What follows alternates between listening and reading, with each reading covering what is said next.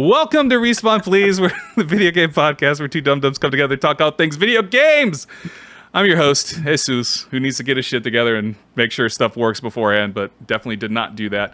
And with me today is the Curious Gamer, the Curious Gamer, the Mercy Main. There we go. Anna Main. Anna. Whatever. It's Anna, Ell. yeah. Hey, what's going on, everybody? How's it going? How was your day? How are you doing? You know, it's going well. It's going well. I can't complain. Nice. We got a lot to talk about today. Well, and none of it's news. We're not doing a news day. Today is a special topic day. We're going to talk about our personal games of the year so far. Like our top 5 game of the year so far. Well, 5 for me, and you said 3, 4 for you? I actually made 5, but okay. it could technically 3, but I'll say 5. Okay, so 5. And then we're also going to talk about the games that we are excited about that could potentially become our game of the years, or at least make our top 10 list by the end of the year. So we got all that. But before we get diving into that, what you been playing, Ell? So, I actually started playing As Dusk Falls, loving it so far. We talked about that a little bit before the podcast. It's so good. I love the storytelling so far, so just got into it. Also, trying to finish up Hollow Knight, which I've been loving as well. Another great game. Oh, where you at in Hollow Knight? Hollow Knight, I just discovered I don't know how far I am. I discovered this new world where there are rock bugs. They're digging. They're like digging. I think I know where you're at. Yeah. I don't know exactly. I forgot what it was called, but playing Fall Guys, of course, the latest season I've been playing on and off, and then also of course the beta for Overwatch 2 ended, the second beta, and so how did that go for you? It went good. The more that I play it, the more I'm actually liking it more than Overwatch 1. Okay. For me, I'd say. That's kind of the consensus I've been seeing around, like, the initial, like, it got people saying getting used to, like, just a 5-man squad. Yeah. It's actually, it's interesting because I've heard both sides where some people are really loving the new gameplay and it's the 5v5 versus 6v6.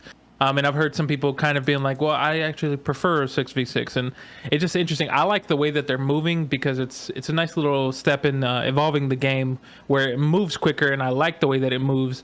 And it's like everybody has a significant role versus kind of like, and 6v6 for me, a lot of people kind of like, you really didn't feel a part of the team sometimes. You kind of feel like you didn't really play a role in it. But I feel like in the beta so far, it feels like everybody has a significant role to play in battles. So yeah. Do you, out of curiosity, do you think in the future? Do you think in the future they could add 6v6 as like just a quick play mode or something? Do you know what I'm talking about? Yeah. Like how they do that randomly. They have like I think they could. I think it'd be interesting. Now, I don't know. That's interesting because I think they could, but then I wonder how that would play with all the rebalancing that they're doing because then, and they're rebalancing so many characters to kind of make them work in this. Because a lot of them beforehand were kind of like 6v6 and like they had their roles, but then now some of them got more buffed, some got nerfed, and then it's like, well, I wonder how that would play out. Maybe it'd be like a cool game mode or something, Yeah. Okay. Oh yeah. Yeah, I figured. Playing?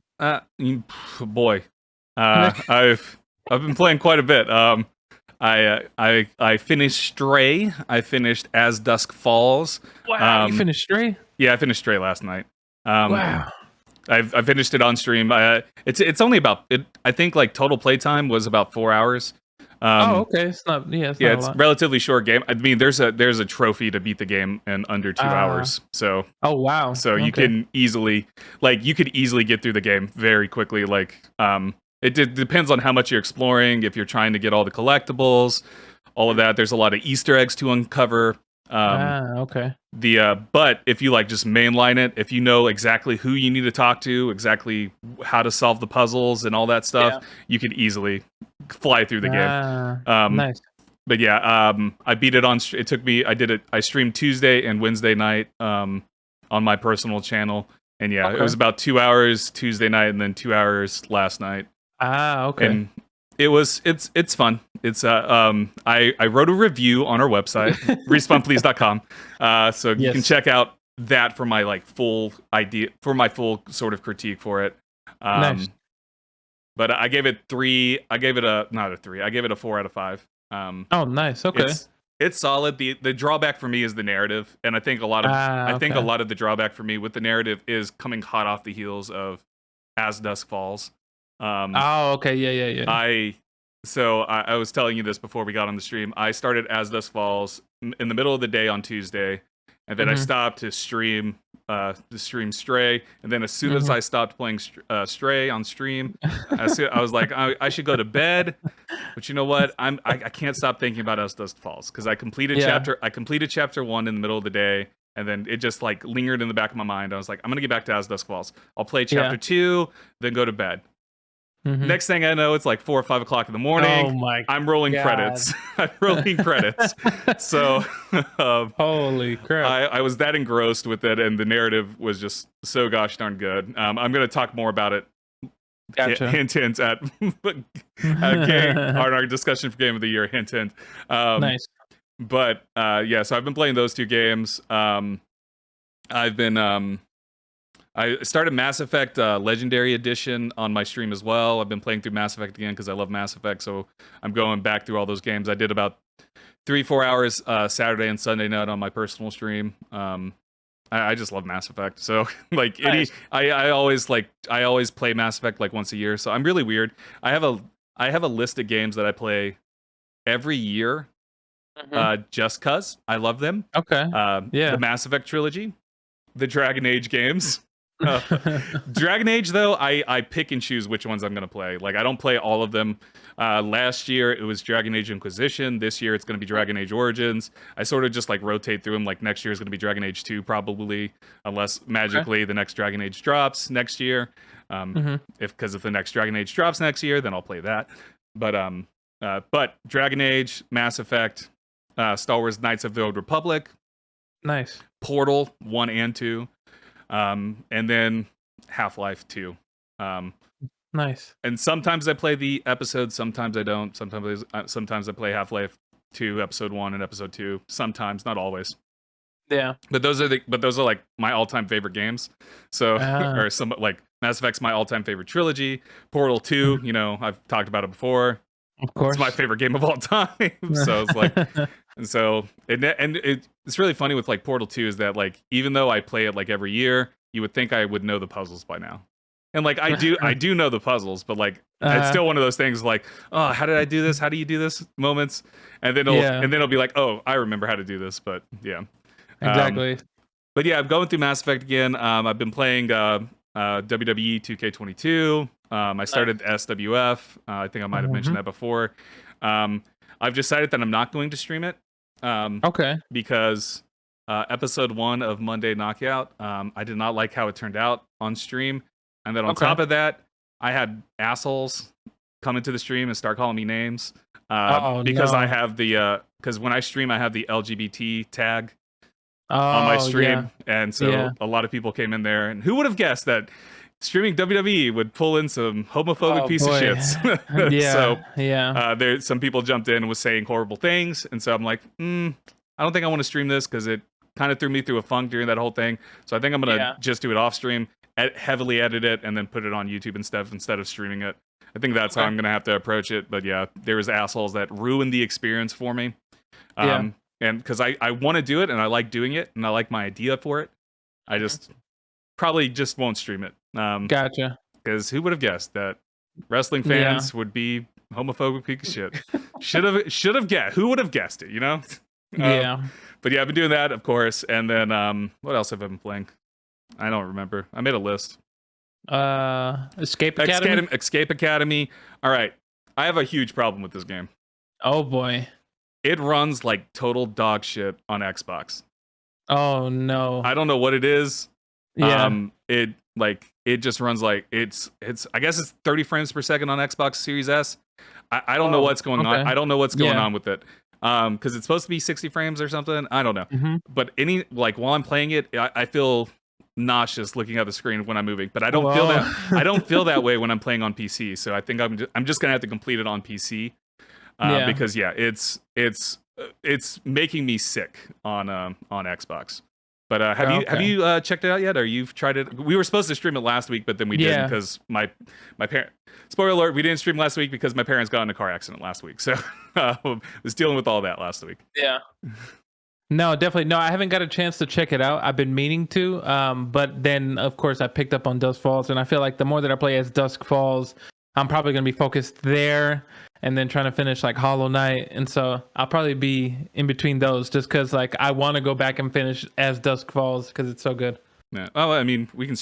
What are you going to stream tomorrow? What are we going to stream tomorrow? Oh yeah, we can do Escape Academy. Oh yeah, we could do Escape Or we could do Academy. As Dusk Falls. You can keep playing As Dusk Falls. I'll jump in. Yeah, because we can get up to 8 people in there. That's so interesting because like that the multiplayer aspect does it well let me ask you because you know this, so of course I know that people play along with you and people they play different roles. Is it more so they play different roles, or is it kind of like coming to a vote type of thing? Have you played it's like the Dark Anthology series where characters, it's like each person will play a different character and stuff. Oh, okay. I'm pretty sure, I might be wrong on that, but I'm pretty sure that's the case. But yeah, it's very similar to like any of the other ones that like the Dark Anthology series. Gotcha. I'm trying to think of other games that are like that, but like I think a Dark Anthology series is the only big one. The Quarry, I guess, but Quarry is technically by the same company that makes the Dark Anthology. So okay, that actually makes sense. No, maybe we could do that, or Power Wash Simulator if you want. Yeah, I've been playing Power Wash Simulator too. Power Wash Simulator is a game that I just turn my brain off. Yeah, because all you do is just power washing, you're just like cleaning. Yeah, you're power washing. Yeah. Like today, I don't know what was wrong with me today. I've been like super sleepy. I don't know if it's because of the weather change. It's like supposed to be storming really bad tonight and stuff. Oh, okay. Yeah. But I've been feeling really gross all day. Does that make sense? And I've been sleeping a lot. I think I might have COVID. No! Because I've been having a really bad headache, and I haven't had any of the I've had fatigue and a headache, but I haven't had any other symptoms of COVID-y symptoms, so I don't know. Okay. But I did go out. and hang out with some folks this past weekend because we were celebrating finishing graduate school. So we went out to a bar and they drank. I just sat there and watched. But yeah. So I think I might have COVID, but I don't know. I've been feeling gross all day though. I could we have tests, but I don't really feel like sticking anything up my nose. So I feel you. Yeah. That makes sense. Yeah. If I die, I die. Whatever. Oh my god. Carry on the respawn, please, for me. Just take your vitamins. Take your vitamins. Oh, don't worry. I got them right here. I got my Equate daily vitamin. Wow. But hilarious. Yeah. So Power Wash Simulator though, like today, like I would start playing it and I would just wash something. I'm on a house right now, or no, I just finished a house today and now I'm on a playground. I started the playground. The playground's cute because there's a little dinosaur that's a slide. It's cute. But I finished that like today. I started the house this morning, and then I would play for like 10-15 minutes, get really tired, so I'd turn off the game, I would go to sleep, I'd wake up an hour. Oh my god. I'd wake up an hour and go, I guess I'm gonna go back to Power Wash Simulator, and I would start Power Wash Simulator, and I would go just do the same thing over and over again. So that's hilarious. But yeah, it's a Power Wash Simulator is simple game. Turn your brain off, have fun. It's not as intense as say like Lawnmower Simulator or anything like that. Oh, yeah. I feel like Power Wash Simulator is like as simple as you possibly can be. I mean, there's like you got to know like the different kinds of like the power of the wash or whatever the hell it's called, like how hard it's gonna hit and stuff. Like each like the angle ones will produce more power depending on the angle and stuff like that. Lawnmower Simulator, I feel like it's a little bit way more complicated. Like the different type, like how short you're gonna make. Like each lawnmower is gonna do something. You gotta press multiple buttons to start the stupid thing. Power Wash Simulator is just like you point and you shoot. So, exactly. Yeah. Real simple and just relaxing. Yeah. So, nice. But that is multiplayer. We can play that too. Oh, okay. Nice. But yeah, that's about all I've been playing. Nice. It's what else? Yeah, that's about it. I started Trails of Cold Steel #1. Which one's that one? It's a Japanese RPG. I've had it in my backlog for a while now. I've started it before and then I fell off of it. It's like a mix of Persona and Final Fantasy. Okay. Like you're in a school and you're doing school things, but then you got this weird, crazy shit happening. So I guess that's like Persona 2. But it definitely feels more on the Final Fantasy side than it does on the Persona side, in like in terms of combat and like the like weapons they use, because like Persona doesn't really have like these crazy super like large weapons that are bigger than the people type things. Yeah. But yeah, like there's characters with like large ass swords and stuff like you would get from Final Fantasy. Nice. It's good though. It's I liked what I played with it, like about, I got it like 2-3 years ago, and then I just fell off of it. I don't know why. But I started it up again. I'm enjoying it again. I'm gonna hopefully make it through. But like, we'll talk about a little bit about more. But there's a lot of stuff coming up that I'm like, it's gonna take like, as much as I'm enjoying Trails of Cold Steel right now. I know like there's a game that I want to play that's coming out next week that it's also a Japanese RPG, so that I'm gonna probably put all my time in that. And then next month, towards the end of August, another Japanese RPG that I want to play comes out. So it's like, and Japanese RPGs, you know, are like fucking 60, 70, 80 hour games usually. So long. But we're gonna do that. We'll see. I keep looking off to the side because you're this way. Because the monitor's off to the side. Should I look at the camera? Funny. I don't know, but no, you're good. It's funny because I also wanted to say that I also was playing a lot of Slay the Spire on my Switch, and like one thing about that game that I love, of course, it's just like never ending. You just kind of play. But every time I think that I have like a good deck, man, I just meet a boss that just ends me, and I'm just like, you in the face. Yeah, and I'm just like, what the hell? And so but then that makes me want to go back. Okay, how can I switch this up now that I get more familiar with these cards? And so, but I love that game. Who's your favorite? Who's your favorite of the 4? Of the 4, so I haven't got the 4th one. I only the far. 4th one is the monk or whatever, something like that. Because I only got the of course the fire guy, the poison kind of dagger guy, Ironclad, silent, and the defect. Or the defect, the defect is, he has like a cool ability. I like his ability as far as getting orbs of light, like the lightning orbs. Those are super cool. But for some reason, I really just like I really grew attached to the fire guy. I like him. Ironclad, Ironclad. He's super cool. Yeah, I've been slowly chipping away at all the trophies on PlayStation with it. I'm like, all I have left on the trophy list is to beat the final boss without like a rare card in your deck, and then I have another one that is beat the final boss without getting any artifacts. Whoa. So crazy. Very hard, very challenging. I've been looking at like different kinds of builds for it. A lot of them do use Ironclad because Ironclad is able to build up the defense very quickly and easily, and then can utilize that defense to be an attack with, body slam. So maybe that's what I should do. I should look up people who have built like great decks in that game, because like I started to pick on that, like, I could just get a bunch of body slam, get this big defense, and just hit them that way. Man, that's how the defense body slam is how I beat the game in under 20 minutes. There's a trophy. No. There's a trophy that's to beat it in 20 minutes. I take that back. That's not how I did it. How I did it was I used you got to get your deck down to just 5 cards, which is really hard to fucking do. But I was able to do it. You get your cards down to, you only get 5 cards in your deck, and you need a drop kick, which anytime you attack somebody with vulnerable, it gives you an energy. And then use keep bash throughout the whole thing, because you get bash at the start. So upgrade bash to, you upgrade bash for maximum damage to put the max amount of vulnerability, and then you get 1 or 2 drop kick. You need 2 drop kicks. You get 2 drop kicks, and then you just get an endless cycle of using drop kick over and over again, and that's how you get it. Get it under 5 minutes, or get it under 5 cards or less, and get it under 20 minutes. Crazy. And you can only do that with Ironclad. So see, I never even thought to take cards away. I always thought to just add more cards. Nah, man, you got like, I'm a big proponent, especially with Ironclad, because Ironclad has so many good cards that you can get like early, like that can just like expedite things for you, especially like that the dropkick combo is probably one of the best combos you can really do with Ironclad. You can take it a step further if you get lucky and get like a demon form. You can drop a demon form. Okay. Granted, if you're doing an endless cycle, you do everything in one turn, so technically one turn. All right, so in that case, get like a what is that, Inflamed Sword or something like that. Gives you 2 or 3, depending if it's upgraded on strength. Anyways, we're getting in the weeds.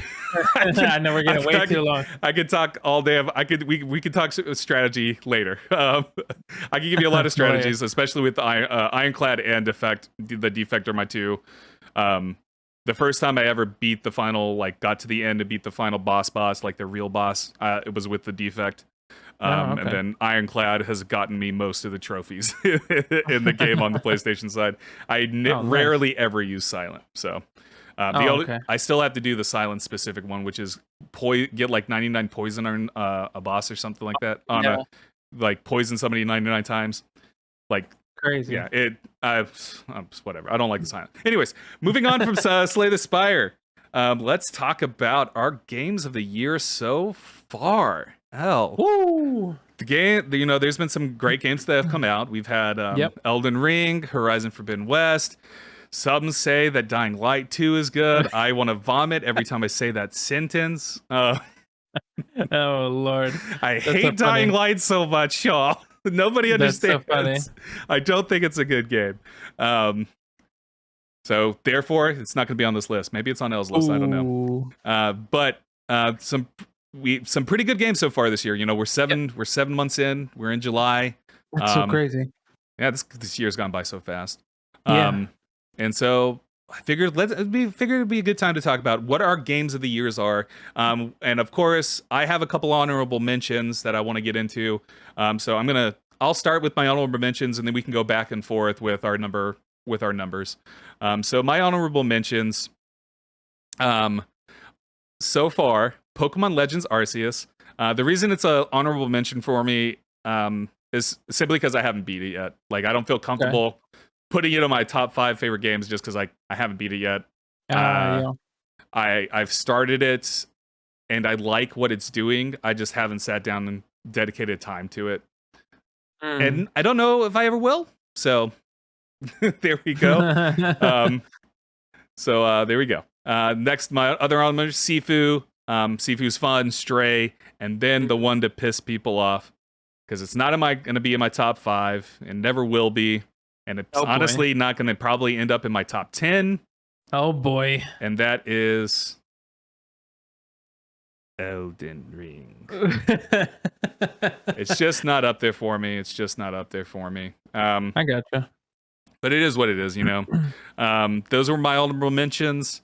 We're going to talk more about Elden Ring soon, so I'll pass it off to you. What is the bottom of your list for game of the year so far? Oh man, to be honest, so before I even mention my top 5, it's really kind of a top 3, because I want to say, because me and you, we looked at a list of the games that have still yet to come out this year, and there's a lot of great games that I feel like are probably going to knock out, for me at least, 2, maybe 3 games. So of course that's why this is game of the year so far. My number 5 is Overwatch 2, and of course that's kind of like a little biased because I love Overwatch just because I like the mechanics of the game. Man, the game's not even out this year. Come on, bro. But like playing the beta just gave it a new feeling. It resurrected the game, so to speak.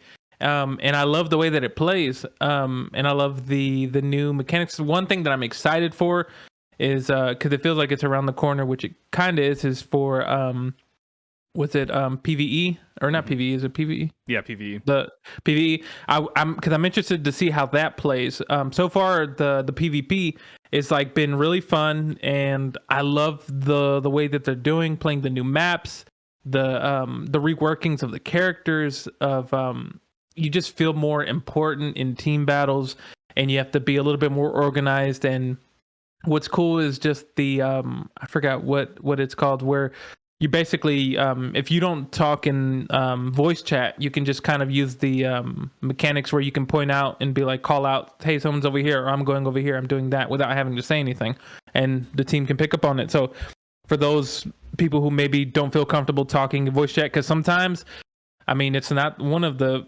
only franchise, but it's one of the franchises where sometimes people can get kind of toxic in it. And let's say you don't want to be in voice chat, you can just be like, you know what, I'm going to stick out of it, but you can still communicate in some way. So Overwatch 2 has been, I've had a lot of fun. I've gotten frustrated playing it, but of course it's with any competitive game. But I love playing it. I don't get tired of playing it. Like it's something that kind of in a way that Slay the Spire plays, you can just keep going. It's the same way with Overwatch. Unless you're trying to be, a top 500 or whatever, which I don't really care about that. I just enjoy playing the game. Yeah. So do you foresee it, like, when it's finally out of like early access and beta, do you see it being like potentially being your game of the year? Like, say it gets full release in 2023. Okay. You get everything, you get the game, you get the multiplayer, you get the PvE, everything's out. They say this is 1.0. This is the official release. Could that be do you see that potentially becoming your game of the year? I'm gonna be honest, probably not, because as much as I love that game, whenever I think of game of the years, I think of games with like amazing storytelling, amazing. Really, it's the story that plays. And Overwatch has a story, but it's not really a story, so to speak, and what I kind of perceive as a story. And I feel like for an experience, I think that there's a lot of games that we'll probably get to here in a minute that have yet to come out. I think will probably actually kick this out of the top 5 for me. It'll probably be top 10, but it won't be number 1 or anything. Maybe the PvE will change your mind. Maybe the story. Because it's supposed to be story focused, and like I dig like the lore of. I think Overwatch, like by far, has some of the coolest lore. Yeah, that definitely. doesn't. It's a game that has some of the coolest lore that doesn't actually have a story to it. You know what I mean? Exactly. Yeah. So it'd be interesting to see. Is it just going to be mindless like PvE crap where you like they've done in the past where you're just fighting off hordes? Yeah. Because those have been like events and stuff like that where they have a light little reason behind why you're fighting off hordes of crap. Like what was it the Halloween one where you fight off like zombie bots or whatever. The zombie bots with Dr. Junkenstein. Yeah, Junkenstein. Yeah. That is super fun. That's like a cool little miniature themed lore thing, which I love Overwatch for that. But outside of that, when I kind of reflect on like other games that I consider to be great, it just doesn't make the cut for me. Yeah, I feel that. But I still love it. I still love that game to death. But yeah. I feel that. For sure. All right. What's your top 5? My number 5 is. So this is an interesting one because I almost put Elden Ring here. But then when I thought about Elden Ring, I was like, yeah, no. But number 5 is Horizon Forbidden West for me. I fell off of it back in February, in part because of Elden Ring, in part because I was burned out from Horizon Zero Dawn, because I just like a week or two before Forbidden West came out, I had streamed all of Horizon Zero Dawn. I had burned myself out because it took me like 2 weeks. I wanted to say like 2 weeks worth of streams to like complete, because I was trying to complete 100% of it on stream, which was a bad idea. So I was burned out when Forbidden West came out. So like my initial reaction to it was like, man, I just can't play this right now because it's kind of the same crap over and over again. But back at the beginning, back in May when the semester ended for me, I sat down and I started playing it, and I was playing it in chunks. Like I was playing like an hour or two, like a week, just slowly getting through it. And for me, like, and the reason I have this here instead of Elden Ring is because of the narrative, is because I'm interested in the story that Aloy has. I'm interested in the world that is being shown to us, and I want to know what's going to happen in this journey that Aloy is going on. I don't particularly care for the character Aloy. I think compared to the other characters of Forbidden West, Aloy is not that interesting. And I think that, I don't know if that's a good thing or a bad thing, but the world of Forbidden West, this whole journey Aloy meets some interesting and incredible characters along the way. Like I can't think of a single character that I didn't go, oh my god, this person's interesting. I want to know the story. I want to know the history. And it kind of goes back to the, a couple of weeks ago we talked about a Horizon Horizon TV show, and I mentioned that I would love to see the stories of other characters, and I still stand by that because like Aloy, not that interesting, but everybody else is interesting. This world is interesting, and I like being in this world compared to Elden Ring, where I was like, I don't find any of these characters that I'm meeting along the way interesting. I don't give a shit about the land between. I don't even give a shit if I become the Elden Lord. I played 48 hours of that game. I'm never going back to it. So I just went on a rant there. But with Forbidden West, I want to experience that world more. I want to see what Horizon, whatever the hell they call it, 3 is going to be. Because like I like the story of Aloy. I can make assumptions based off of like how the story ends. Like Aloy, spoiler for do you care if I spoil? Do you care if I spoil? I don't care. Aloy's probably going to space in 3 with how the things happen, with everything that you learn in Forbidden West, and like these new characters they introduce that came from essentially another planet. Like she's most likely going to space. So I want to know what the fuck that means. I want to know what that experience is going to be like, even if it is just like the 10-minute thing where you're just a 10-minute cutscene, she goes to space, and then that's the end of it. But that would be horrible. But still, like I'm just interested in like everything that could happen, and Forbidden West just made me excited. Gameplay wise, it's pretty much the same, but better. It's what you got in Zero Dawn, just better. Does that make sense? They looked at what they had, and they were like, because it was already solid, like the archery play, with your bow, your sling, and all that, and that already felt good to play with. So they just made a little tweaks here and there. They added a couple of extra like abilities for your bows and stuff like that. They introduced some new bots that they didn't have in the first game. So there's new robot dinosaurs that you've never seen before. They added like the ability to swim underwater and stuff like that. So was that in the first game? I can't remember. I don't think it was. Don't remember. Yeah, I don't think it was. I think that was a big deal. but like they added like new ways to play and like new things to explore. I think it still suffers from a horrible backpack system, inventory system. Granted, it was horrible in the first game, and then they did not improve it or make it more interesting in the second game, and then the crafting is not that fun. But, I still like overall enjoyed the game. I think the world's cool. I think it's pretty to look at. And even though I don't care for Aloy herself, I think the journey that she's going on is interesting and it's fun. Nice. And it made me want to know more. And I'm not going to spoil anything else besides what I already spoiled, but that could mean anything. Aloy going to space could mean anything. So I didn't actually tell you how it ends. So, exactly. But yeah. So no. It's my number 5, so. Nice. The next one should be called Horizon Forbidden North. No, because they're going into for Horizon Forbidden Horizon Empty Void. I don't know. Empty Void. Because they're going to space. Duh. Yeah, exactly. That's hilarious. All right. Well, then moving on to number 4. Now, I want to reiterate that because technically I had 3. These last 2 technically can fall off the list, but we're here. It's a game that, I actually played a little bit, didn't love, but I see the value of it. You know it, you hate it. It's Elden Ring. I want to preface this. I don't hate Elden Ring. I just don't like it. I don't like it as much as other people. I think it's a fantastic game. It's not a game for me. So any qualms I have with it, like the 40 hours I played, I really enjoyed those 40 hours. Man, I just worked a full week. I just did not care for it didn't keep my attention, and it doesn't have what I ultimately want out of a game, which is a solid narrative to follow.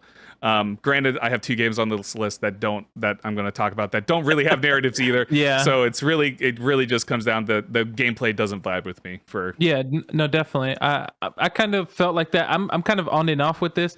Elden Ring is kind of like a love-hate relationship. It's probably like a relationship you should probably leave because it's kind of like not the best, but then you somehow just keep coming back for some reason because maybe you see the good in the game.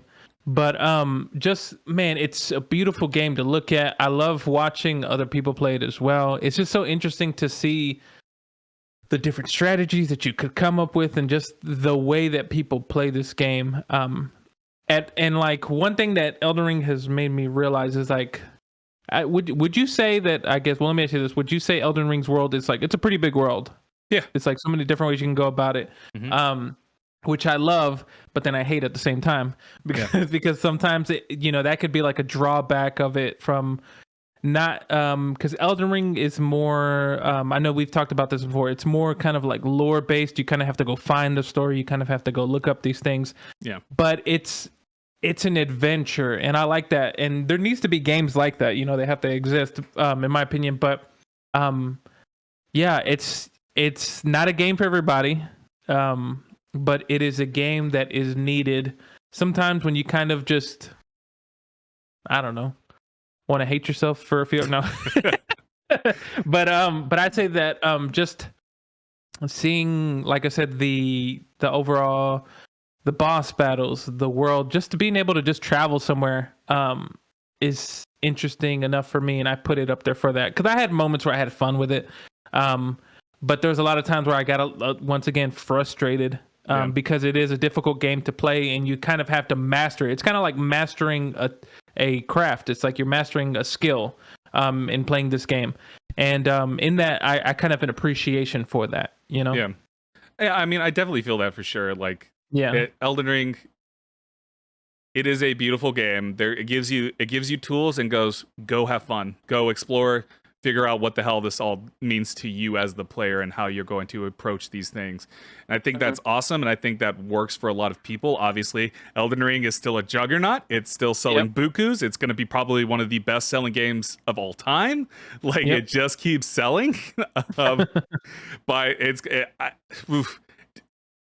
This is going off a tangent here. Do you think it could become like the next GTA where it just keeps getting releases over and over again? Like, do you? I don't think I don't think From Software is going to do that, but they have done that with Dark Souls because Dark Souls has come out out for Xbox 360. They came out for Xbox One, PS4.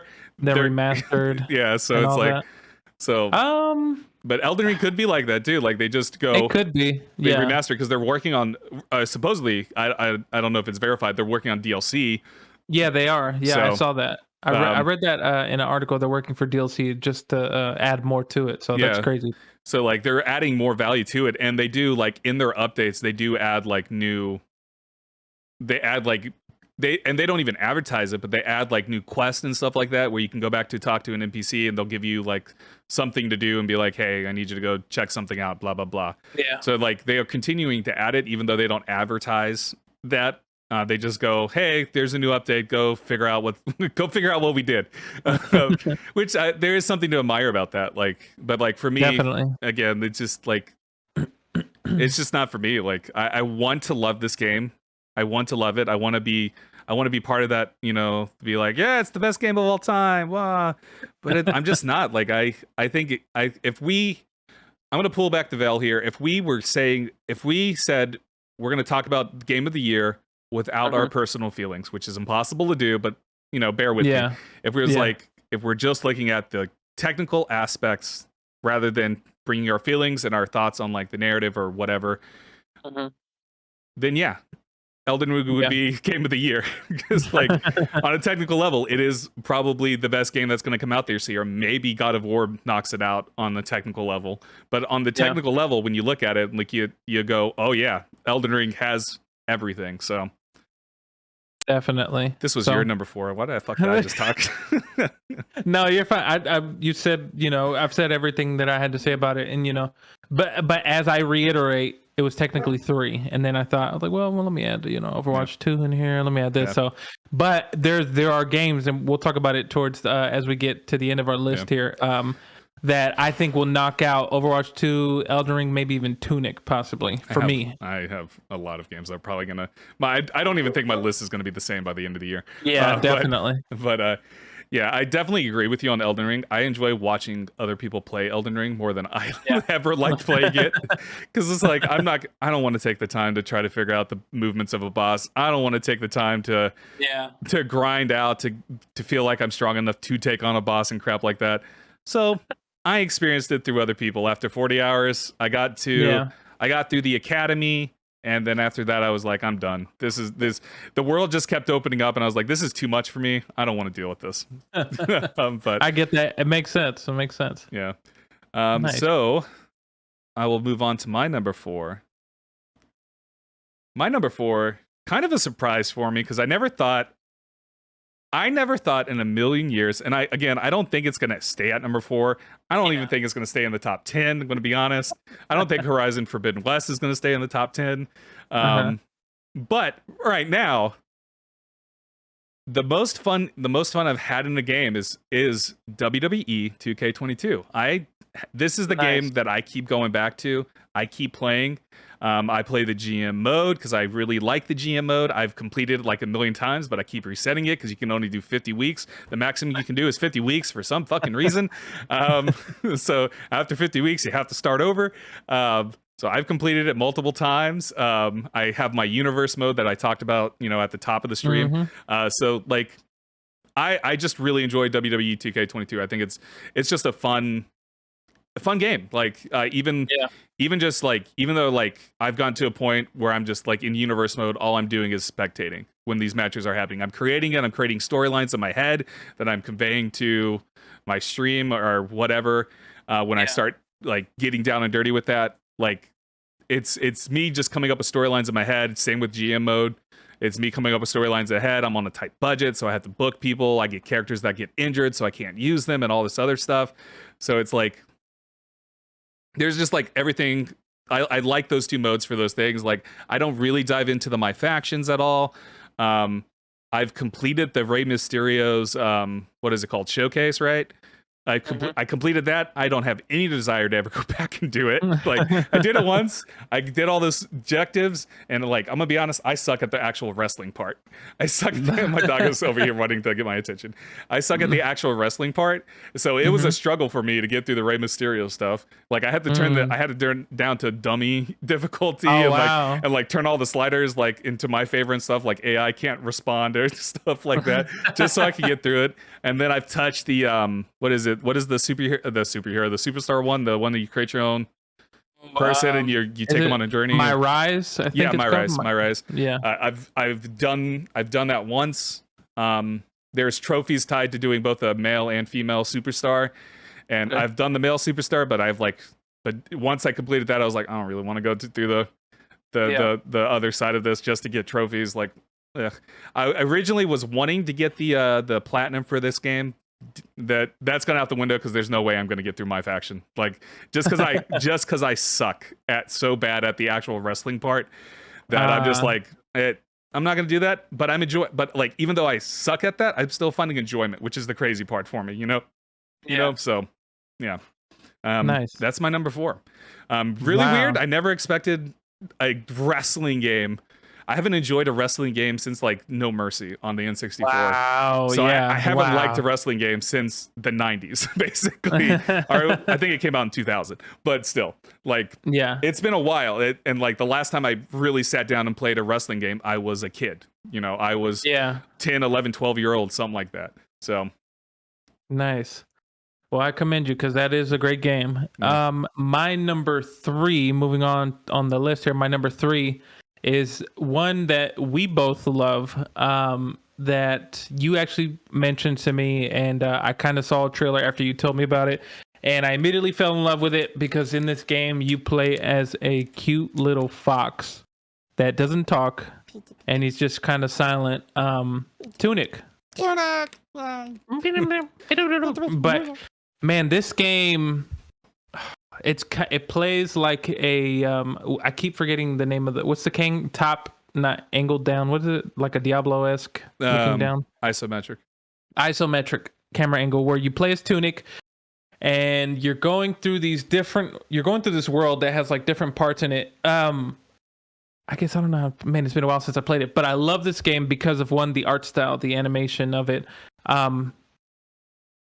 it basically plays like a Zelda game-esque, where you're going to all these different chambers, these tombs.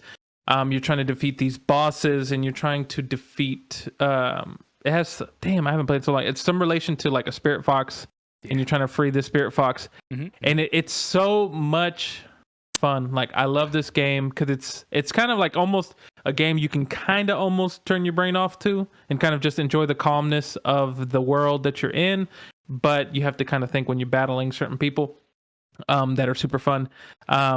Tunic is just like a beautiful game, and it's like real simple, but yet it's so cool. It's like I'm glad that this came out, and it's like so far I don't know if this will probably stay in my maybe top 10, but as the year goes on. But I love Tunic. Tunic is so fun. Yeah, I love Tunic too. Didn't it just become free on something, or am I thinking of something else? I don't think so. It's getting a release on PlayStation. Oh, that's what I was thinking of. Okay. I don't know if it's going to be like part of the PlayStation Plus stuff, but okay, it is getting released. I believe it's in August, or if it hasn't already come out. I don't know. I feel like this game, it didn't. I don't think so. It didn't come out on Switch, right?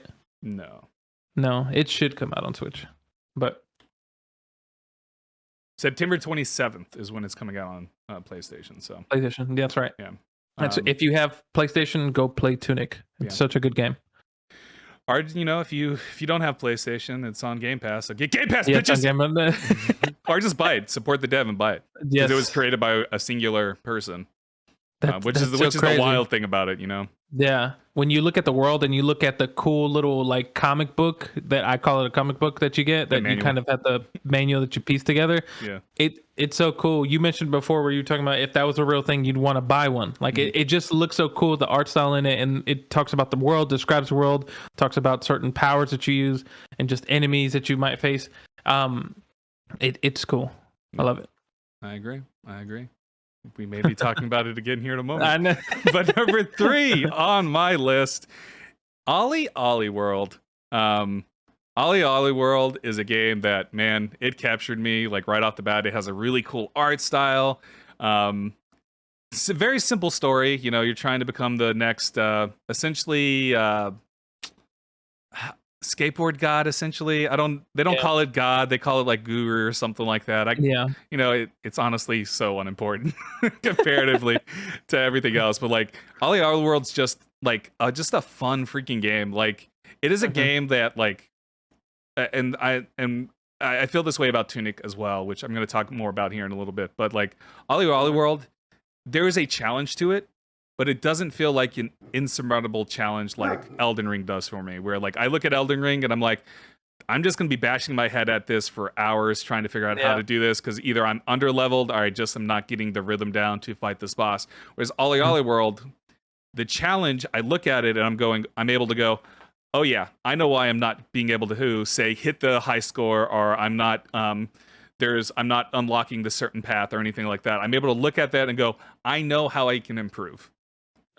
It is one of those things that you're going to try multiple times to improve, but it doesn't feel burdensome. It feels natural. It feels logical. I don't feel like I'm wasting my time, essentially. And that, I think, is my favorite part about Ollie World, that even though I'm repeating levels over and over again, I can see myself getting better every single time. I see myself growing as a player. I'm able to see, okay, I'm actually able to do this move. I figured out how I'm actually need to do this move, whether it's a simple ollie or a kickflip or something more spectacular, because to get the little reward points, to get the 3 stars or whatever the hell they're called to complete the level, I can do that. So like Ollie World, just like it clicks with me more than a lot of games have. I was never a big fan of Ollie, just like the original games. I was never the biggest fan of them. I thought they were cool, but with Ollie World, it clicks with me. I like playing it. I have so much fun playing it, and it's a game. It's similar to things that we've talked about with like Slay the Spire. It's easy to jump in. Levels only take about 2 minutes, 3 minutes to complete, and then you can jump out. And so you're jumping in 2-3 level. You can get a couple. You can spend like 15 minutes and complete like 3-4 things. My dogs are playing right now. They're like playing they're playing tug of war with the ball. Morgie has a ball in her mouth and Alistair's trying to get it. Go away. But like, so yeah, it is one of those things that you're able to jump in, you can put it down and come back to it later. Like you don't need to consistently play it constantly, and it's just a fun game for me. Like I enjoy it a lot. I'm able to turn my brain off and not worry too much about anything else. And it's just, there's a calming to it, a calming nature to it that I can't really explain unless you just play it, I guess is the best way I can describe it. It's just like one of those things that you need to play to experience, to understand. Like when I say there's a calming, like it lulls you into a pattern and you're going through that pattern even through each level. And like, sure, the patterns might be different for the levels, but you're able to naturally see what those patterns are. You know what I mean? Exactly. So, nice. Yeah, that's my number 3. Nice. What's your number 2? Going to number 2, which we actually talked about it already. Yeah. But for me, my number 2, the game that I had a lot of fun this year, that I played the my Rise mode, created my own character, went through a bunch of different storylines, and just the ridiculousness of how ridiculous you could make your character's moves. Is WWE 2K22. That's my number 2. I had so much fun because I remember playing my Rise. So my character, I forgot what I named him. Oh, I know what I named him. I named him after my dog Hawk. And so my dog's name is Hawk. And yeah. Did you give him wings? I think he did have wings when he came out in the entrance. Okay. But after that, he took them off in the ring. But he was this blue, I want to say 7 foot tall, really skinny, alien looking guy that had white or gray hair, and he was a high flyer. So you didn't even try to make it realistic at all. No. It was just so outlandish because it made me laugh so much. But his moveset was more towards like flying from the turnbuckle, and he would do all these crazy moves, and it just made me laugh every time when I would always jump on the turnbuckle. I'd be like, man, here's this 7 foot person like just flying super high. Yeah. And just there's the detail that is in character creation is crazy, like how much you can tweak in there, just from like the way that they look, from to where their eyes are at, what color eyes, their eyebrows, cheekbones, do they have scars, tattoos, or whatever. It goes on forever, down to the movesets. And so I had so much fun with that, and I had so much fun with the what was it called, the Rey Mysterio part, the showcase. Yeah. I had so much fun because luckily I missed out on other showcases that weren't as good, so I missed out on that. But I had so much fun with it because I remember I grew up watching early on days of WWE, and like through the eras of like Stone Cold Steve Austin, The Rock, towards the tail end when I kind of dipped out, when Rey Mysterio came in, I'm like, who's this guy? And then learning the history of him, and you just see him go through like his career so far, and to eventually his son is now wrestling. And so it was super fun. His son is definitely well, man, I got something to tell you about that. I'm gonna go on a tangent here in a second, but go on. But I had so much fun because Rey Mysterio did a good job, whether or not he was like putting in like how enthusiastic he was. It sounded like he was very genuine in his career as far as like where he's been to. So yeah, that's something I forgot to praise, like that part, like hearing Rey Mysterio's stories of it, and like just how excited he like at least seemed to be while he was talking about it, and then the fact that he was treating it like it was all real, like exactly. He was like, I had to get out of this move, and I just knew it. I felt it. Like like those moments of like, man, you're really into this. Yeah, you're really selling this. Okay, that's so funny. Like Rey Mysterio has always been an incredible like wrestler from the get go. Yeah. Like I definitely remember being like, because like I never really watched WCW back in the day where he started out in and stuff. Like I was Stone Cold Steve Austin, The Rock, WWF at the time, and so seeing him when he came over to WWE, I was like, oh, this masked wrestler. That's not something we really see too much of in the WWE at that time, in the Attitude / early Ruthless Aggression era. So it was like when he came out, I was like, oh, this is cool. And then like, yeah, just seeing him, learning about him through WWE, and then like coming back, 20 years later, hearing those stories that I never got to see myself was a really cool thing with the showcase. Oh yeah, definitely. So that's my number 2. You were about to say, what were you about to say? You were about to go on a tangent. Yeah, there's a really stupid storyline going on right now in WWE with Dominic Mysterio. Okay. It's so this past Monday, I think it was this past Monday, there's this group called Judgment Day that they're like these they're like bad guys, I guess. They're heels. The heels, yeah. The group got started by Edge. Okay. And then the other members kicked Edge out, but that's also because like storyline, I believe Edge got injured and had to leave for a little bit. Oh, okay. To recuperate and all that stuff. Yeah. So like storyline wise, they kicked him out, to show that to make sense of why he had to leave for like I think it's been like 2-3 months since that happened. Oh wow. But yeah, so they're trying to recruit Dominique, and they're like they beat the shit out of Rey Mysterio this past Monday. They knocked him out with a chair and stuff, and they were like, we're gonna crush his head in if you don't join us tonight, Dominique. And then Dominique comes running out and he's like, okay, I'll join Judgment Day. And they're like, that's not how it works. And they beat the crap out of him.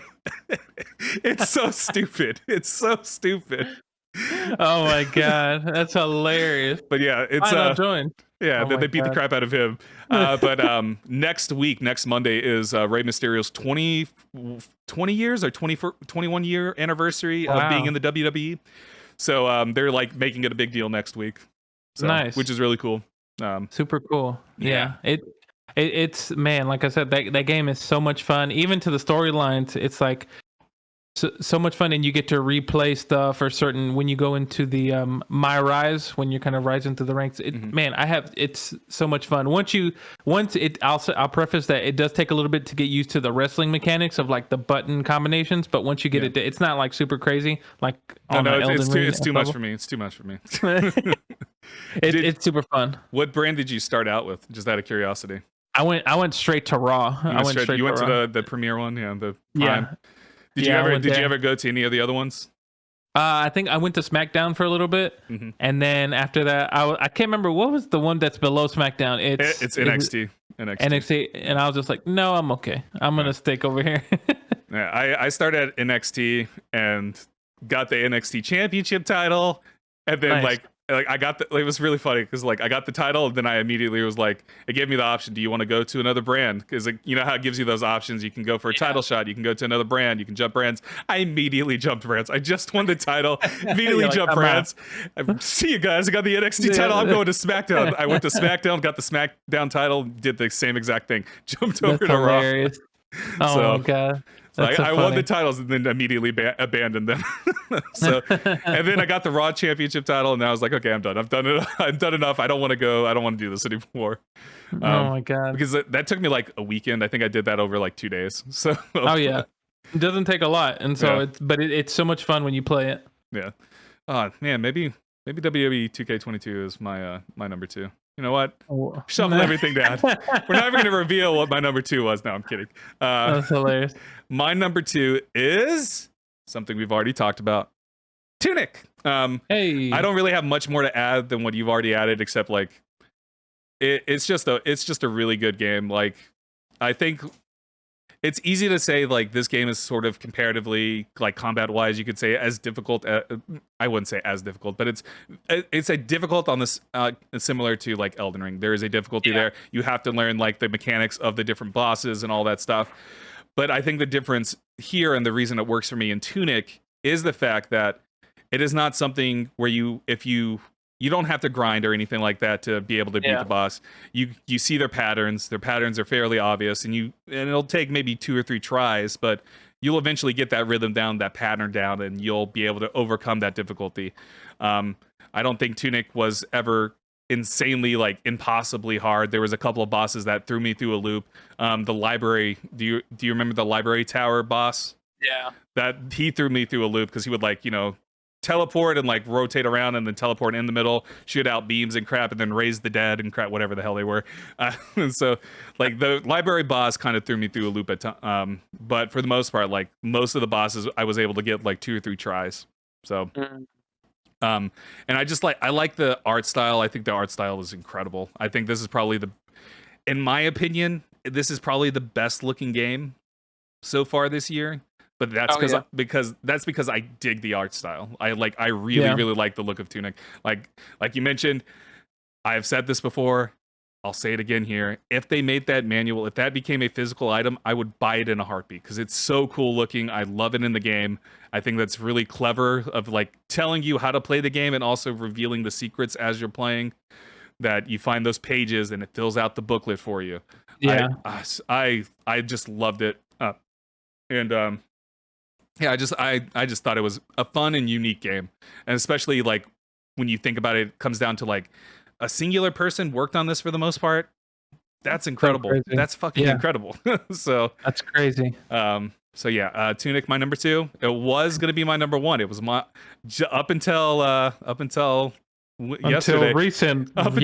Up until yesterday, when I originally wrote my list, it was number 1, and then I was like, well, it's fallen down the list. That's hilarious. We could actually, since this is actually both our number 1. Yeah, both of our number 1s. Just chime in is As Dusk Falls. Yep. Even though I'm actually going through it right now, like, man, I'm trying to think of the last time that I was so engaged with a game like this. Mm-hmm. Not to say that I haven't played good games recently, but man, just how. So, for those of you, if you don't know, As Dusk Fall is this. It's stop motion, isn't it? Or it's kind of like it's not really stop motion. I don't know how you would describe it. Like in my review that I've written that we're gonna put out there eventually, I said it was like a moving comic where it's if you ever seen like the moving comics that you can Marvel sometimes does this if you like have the electronic version reader, when you're going from panel to panel, it'll slightly move the characters, and so you'll get like this weird blur effect, but you'll see them moving, but they're not really moving. It's like a moving comic is what I would call it. Yeah, it's like a moving comic, and like at first, I like one thing, whenever we saw the reel of this, like the trailer of it, at I think it was the showcase, or it was one of the Summer Games Fest. It was the Xbox showcase. Xbox showcase. At first I was like, ooh, it's like I wonder how that's gonna play and like what's this gonna feel like. Yeah. But man, once we talked about this before, like once that story picks up, man, it just like picks up and it takes off. Yeah, and I don't want to spoil anything because you haven't completed it. I don't want to spoil it because this is an experience that I think everybody needs to have. But the story picks up very quickly. Like chapter 1, within like the first 20 minutes, it goes off the rails, and you're just like, what the fuck is gonna happen now? Like it's just like it goes from 0 to 100. But it also feels purposeful. Like it doesn't. Yes, it's not jarring at all. Like it feels like, okay, this is an actual real thing. I will spoil this little part because it's obvious from the trailers. If you've watched any of the trailers, it starts off basically with a robbery gone wrong.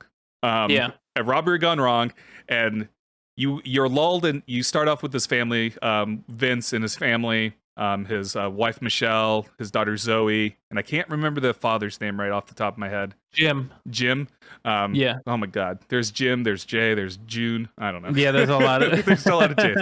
But it starts with Vince's family, and it lulls you into like this sort of, okay, we're gonna do this, we're gonna do that, and then it jumps over to Jay, who is the character that you'll follow through the robbery gone wrong deal. Yeah. And it jumps over to him, and you're like, okay, Jay, very likable. His brothers, kind of assholes, especially Dale. But like, it just ramps up very quickly, and I will speak on this. The characters that I really disliked initially, like Dale, he's an asshole, piece of shit, but I won't say he ever gets redeemed in any significant way or anything like that. But you learn about his history, you learn his story, and I would say you become sympathetic because you understand why he is the way he is. And you get that with a lot of these characters, not just the Holt boys. You get it with Vince, you get it with Michelle, you get it with Dante, you get it with what's the engineer, the other guy that's in the motel? Oh, Paul. Is he the one that's already there? Yeah, he's the one that's the mechanic. Yeah, the mechanic guy. Yeah, Paul. You learn about his history and like how he's connected to things, and you learn about the girl who owns the motel. You learn about her story. You learn about her son.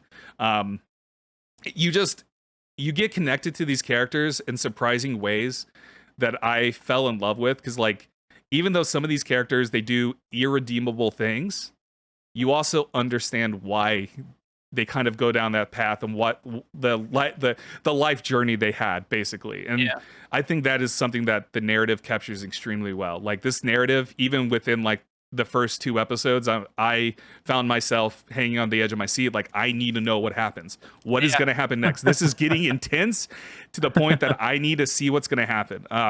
I saw, this isn't something I mentioned in my review of it. But I've seen people compare it to like Breaking Bad and things like that in terms of like how intense it can get.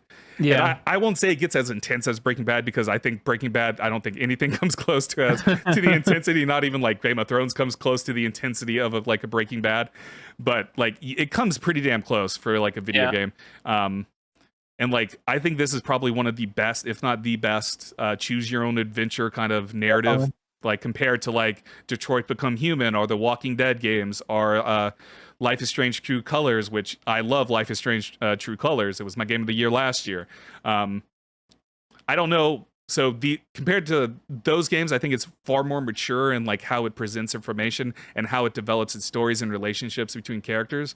And so that's why it's my number 1 so far. Like even though I just finished it yesterday, I'm still like high on it. I'm still thinking about it. Like we haven't even talked about the trees. I'm gonna let you take that over because someone's knocking on my door.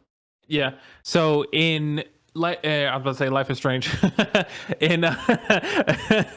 As Dusk Falls. So whenever you come to certain moments in the story, it kind of takes a momentary break for the player, and you kind of look through your choices that you recently made, and it shows you this tree that kind of breaks off that like, well, this is the path that you took, and it also shows you a percentage of others that also took that path. As far as, hey, 56% of players chose this path as well, or maybe only 38% chose this. I saw that a few times. I was like, what? But it also, what's cool about it is it shows you all the possible ways that you could have gone. Because sometimes in certain choices that you make in the story, it ends early because you took a certain set of choices, and other times you see that it can go further and you're like, what? And so there's so many different possibilities of how to get somewhere and just different ways that the story can go.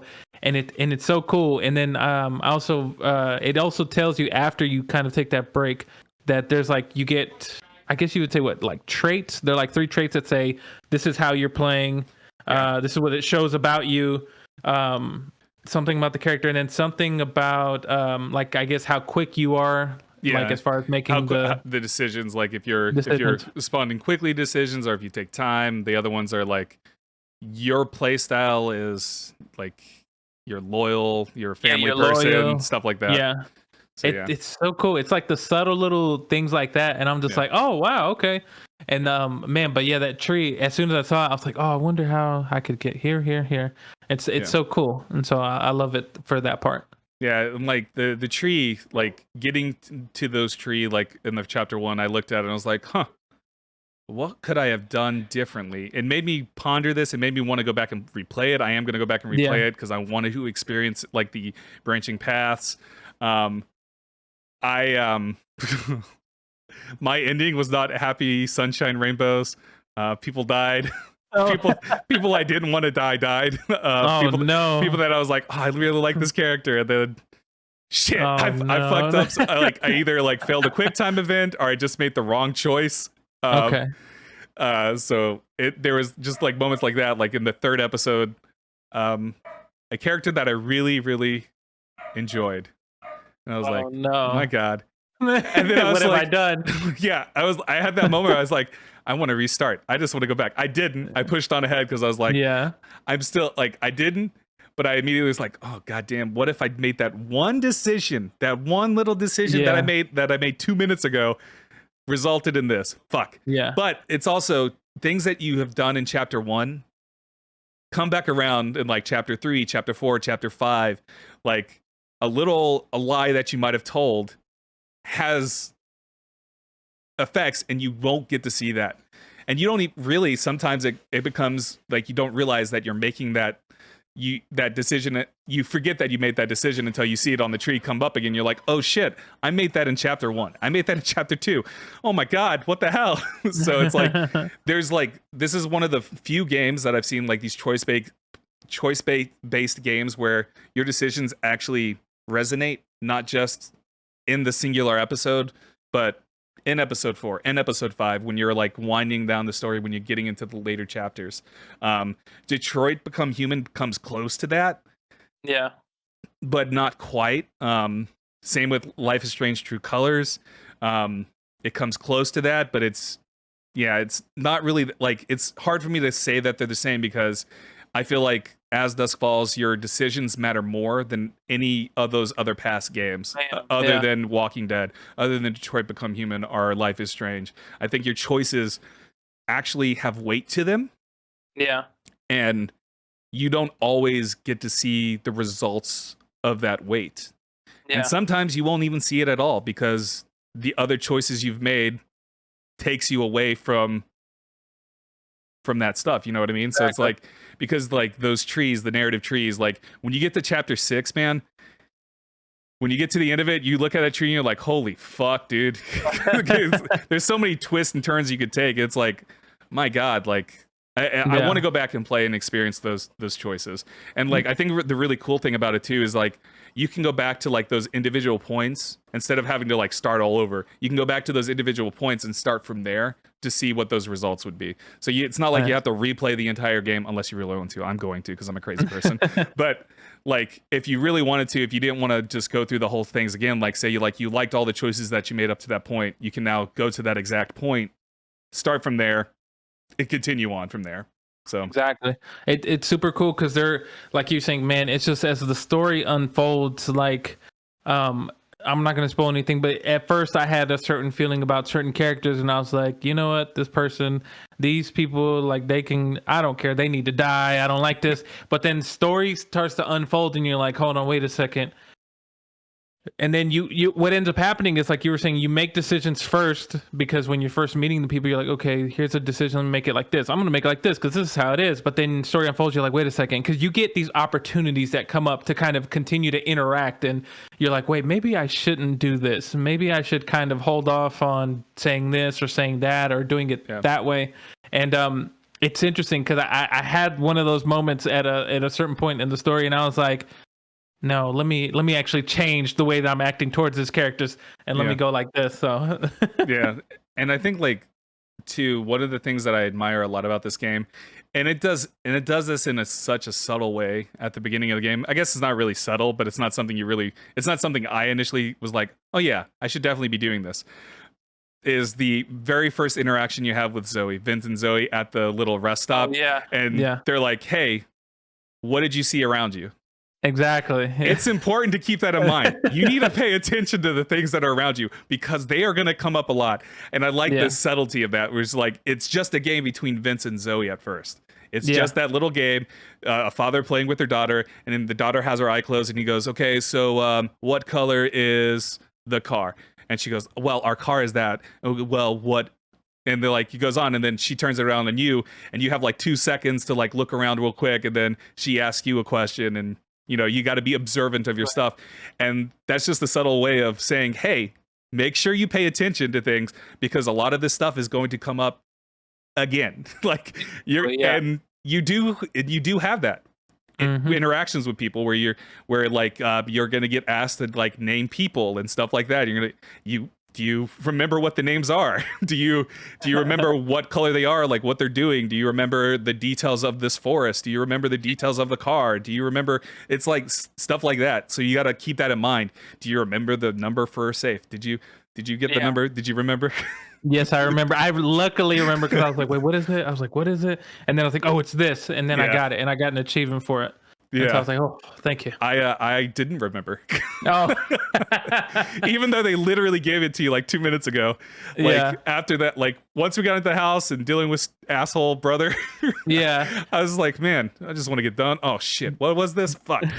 But it's So, interesting because they do that, but then all these other things start to happen that kind of sometimes, if you're not paying attention or remembering, you kind of forget because Yeah. other things start to pick up and you're like, hold on, wait, what? And they're like, hey, remember that thing, that number I gave you? Now, what was that number? And you're like, oh, crap, I should have wrote it down. yeah, should have wrote it down. Am I imagining this? No, I think this was something else. I think this was for Stray. Oh, okay. Was there a reminder in As Dusk Falls to you might need a notebook? No, I don't think Okay, so. that might have been Stray. I don't remember also that. might have just dreamt this. I don't know.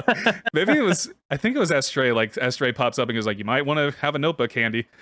That's to hilarious. to solve puzzles. Anyways, but like, yeah, man. As Dusk Falls though, like, it sucks because I want to do like a spoiled cast because I'm very interested in seeing like yeah. what choices you've made and stuff, and like, I want to give my ending. Yeah. But yeah, like I think As Dusk Falls is just it's an incredible narrative. Like right now, like Yeah. it's so good. The voice acting is really good.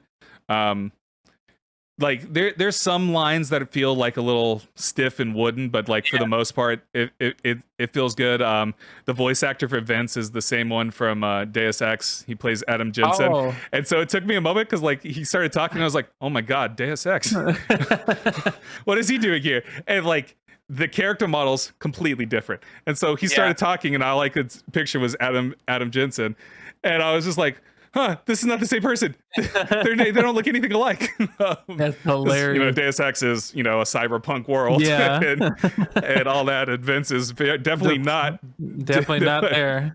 But yeah, it's That's hilarious. it's so good. And then like, have you been confused at all yet by the pool stuff yet?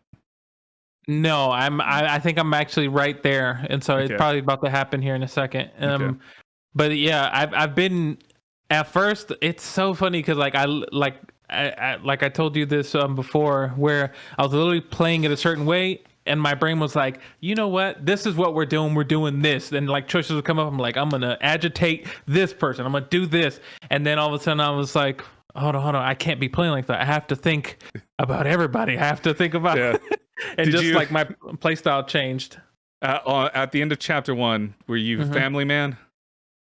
Yes. Okay, Yes, I was. I was a family man too. Yeah, because it was what made sense to me. I was like, this makes the most sense because in a way, you're kind of playing as Vince, and so but because I don't want to give too much. I just want everybody to go play this game because it's such a good game. Everybody needs to go play it. We'll stop As Dusk Falls here because I'll definitely spoil it if I say any more. More than I probably already have because I've mentioned a few things, but like, yeah, it's an experience, and I think everybody needs to play this narrative. It's just a really good narrative. Even if you're not into these types of games, I think there is enough there for you to get into it. I will say the one drawback for me is the lack of freedom that you have at times. Yeah. Like compared to like Detroit Become Human, the Walking Dead games and Life is Strange, where you can like walk around and stuff. You're kind of locked to just the panel-y comic book thing, and it makes sense. And then the other thing that kind of irritated me at times, but didn't really remove it from me, is that sometimes there are things in the background, like a car driving away, that doesn't follow the rules of the look. Yeah, it's moving at normal speed. There's a pot of boiling water, and the boiling water's going at normal speed. It's like, why are these things exempt from this look that you already have? Those were the few things that like I noticed that confused me a little bit. That was like, I saw it and I was like, why is that different compared to other things? Because then later on, a person's driving a car, but it's going through that little blurry stop motion almost kind of thing, but like a couple of scenes ago the car just drove away like it was nothing.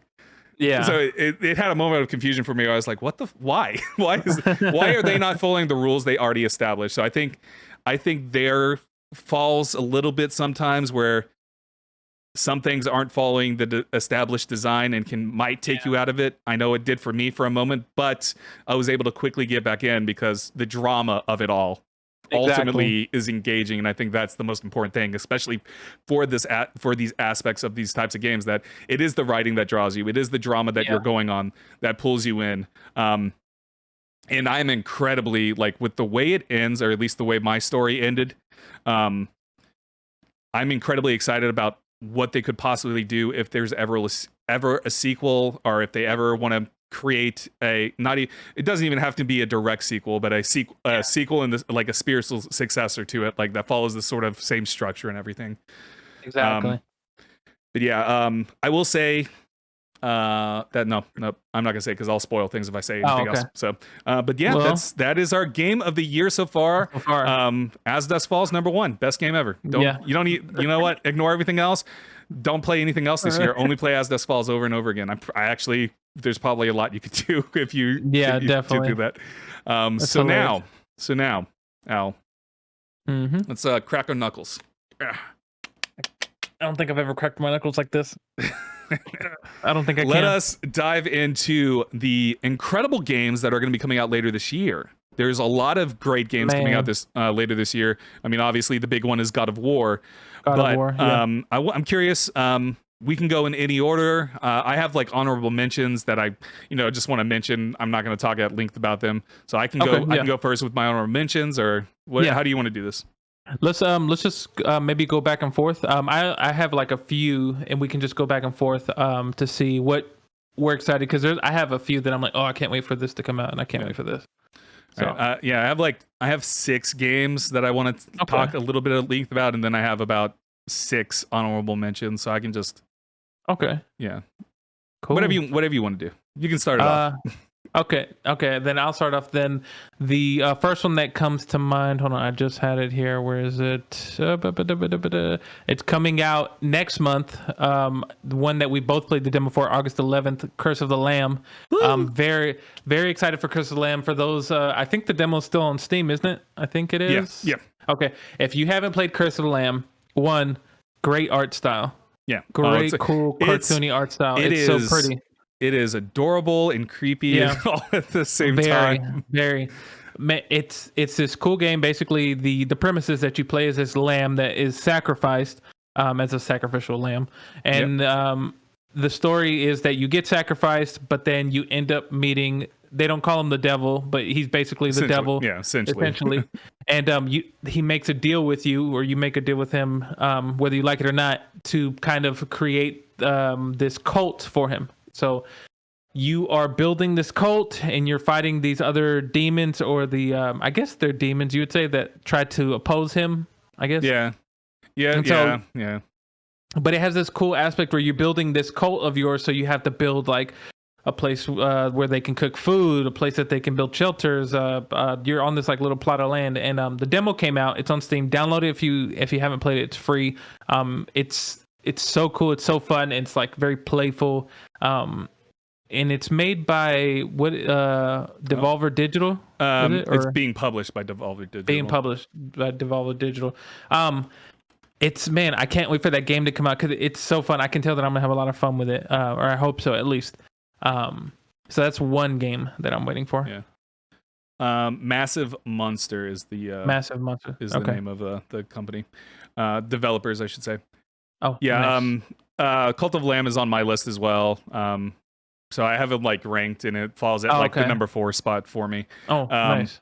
Yeah, I'm incredibly excited about this game. Like, I'm looking forward to it. It's cute as all hell, creepy at times. The art design's fantastic, and yeah, it's a roguelike meets a management sim. You're trying to build like this little village or your little cult and stuff, and you're recruiting as well. So you go out and recruit people and stuff, and they're equally as adorable as the lamb. And it's just, there's like dark humor to it that I just absolutely adore. Like, it's really cool. I'm excited about it. So I'm gonna like run through some honorable mentions real quick. I'm excited about Digimon Survive, that comes out next week. Splatoon 3 comes out soon as well. Scorn, which we've talked about before. Scorn. Game looks disgusting. Does look disgusting. I'm gonna try to play it, but I'm not happy that I'm gonna try to I play. know. I feel the same way. That's why it's an honorable mention for me. Like, I think visually, as grotesque as it looks impressive. Yeah. The grotesqueness kind of turns me away. Yeah. Why it's just an honorable mention. And then something we talked about a little bit prior to the stream start, or maybe we talked about it earlier in the stream. It's all a blur to me now. Curse to Golf. Oh yeah. Oh man. We should play that. Yeah. And then Marvel Midnight Suns, which is like the XCOM slash deck building Marvel game that's coming out in, I believe, October. So yeah, those are just running through those. I'm just excited about those games. I don't necessarily think they're going to make my top 10 list or anything like that. Like, honestly, like as much as excited as I am for Digimon Survive, I have no expectations that the game's going to be good. I'm just going to play it because I love Digimon and I like Japanese RPGs. Yeah. But maybe it'll be a sleeper hit. Maybe it'll be incredible. I don't know. I'll find out next week when I fucking play it because I'm going to buy it. Hilarious. But yeah, so getting to my actual proper list, since you said Cult of the Lamb, I'll mark that off of my list so we don't have to talk about it again. I'm incredibly excited, and this probably isn't a surprise. It shouldn't be a surprise because I've talked about my love of Pokemon before, but I'm excited about Pokemon Scarlet and Violet. I by no means actually think these games are going to be Game of the Year worthy. I do think they could potentially end up in my top 10 just because I love Pokemon. I'm excited about what this new generation of Pokemon is going to be. There's been leaks. There have been a lot of leaks of like the formula changing up. Like instead of 8 gym leaders, there's potentially 6 gym leaders. You'll be able to battle the gym leaders in any order that you want and that sort of thing. So they are leaning into that open world. You can go do whatever you want. There's no one going to hold your hand. Do and go at your pace, whatever pace that means for you. So I'm really excited about that. I'm excited about seeing what a true co-op journey, Pokemon journey could be, since you can now play with other people. They can come to your world, and what does that actually mean instead of just coming so the way like Sword and Shield does it, you do co-op in the wild areas. Those are specific zones that you're in, and they're not connected to the other parts of the game. Whereas Scarlet and Violet, you're going to actually be able to travel the entire world with a co-op partner. So I'm curious what that actually means, how that's going to play, how the dynamics might change for that. So yeah, there's like just a lot of stuff I'm excited about with Pokemon. I don't necessarily think it's going to revolutionize Pokemon. I think Pokemon has a formula and it sticks to that formula consistently. And it's one of those things, if it's not broke, don't fix it sort of things, you know what I mean? Because Pokemon has been selling bukus since Red and Blue. Like, without a doubt, Pokemon Scarlet and Violet is going to be one of the best-selling games of this year because every Pokemon game is a best-selling game the year it comes out. So, like, there's a reason why Pokemon is the #1 franchise in the world right now. Because people love it, people recognize it, and it's crazy that it makes more money than Mario and Zelda combined in terms of like, like in terms of sales and shit like that for like merchandise and stuff. It's crazy how much reach Pokemon has. Oh yeah. And it's had that reach since we were kids, dude. Oh yeah. Think about that. That's fucking insane. We're in our 30s now. We've been with Pokemon our entire lives pretty much. Oh my God.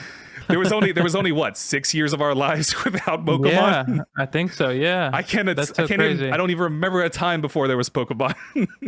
That's very true. So, yeah, like I don't think Pokemon is going to be on any Game of the Year list, but I do think it's going to be on people's like favorite games that they played type thing. You know what I mean? So definitely. I know it's going to certainly be there for me. Like whether it's going to be top 10, that's up for debate. We'll see. It's going to take a lot for it to get in the top 10, but I think I'm still going to have fun playing it. Yeah, definitely. I agree completely. Pokemon is going to be here forever till we're gone, or even past when we're gone. You're going to have kids because I'm never going to have kids. You're going to have kids and they're going to still be playing Pokemon. So I was like, wow, I remember when I played Red and Blue, and they're like, what? What color is that? No. I've never heard of such colors before. I've only heard of turquoise and magenta.